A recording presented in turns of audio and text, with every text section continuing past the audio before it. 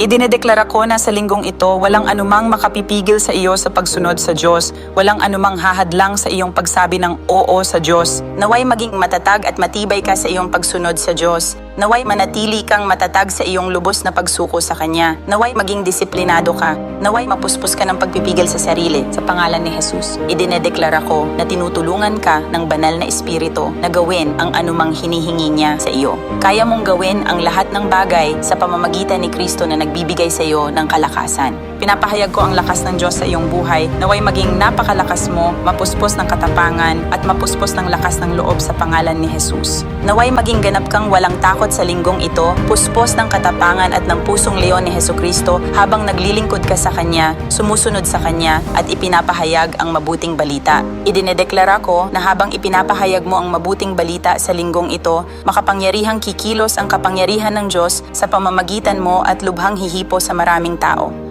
Naway marami pang mga mata ang mabuksan sa pamamagitan mo habang ibinabahagi mo ang mabuting balita sa pangalan ni Jesus. Naway marami pang tao ang makapasok sa revival na ito sa pamamagitan mo. Naway ang linggong ito ay maging linggo ng mga bagong himala. Naway ito ay maging linggo ng paglitaw ng mga himala. Nakikita ko na sa linggong ito ay magaganap ang mga himala sa inyong mga buhay. May mga himalang mangyayari sa linggong ito na hindi pa ninyo kailanman nasaksihan noon. Ikaw ay pinagaling na, ikaw ay pinalaya na. Ang mga himalang ito ay naganap na at ang mga ito ay mahahayag sapagkat ang salita ng Diyos ay hindi kailanman babalik na walang bunga. Ang iyong pananampalataya ay may ganito kalaking kapangyarihan upang mahayag ang himala. Naway maging higit na matatag ang iyong pananampalataya sa linggong ito kaysa dati sa pangalan ni Jesus.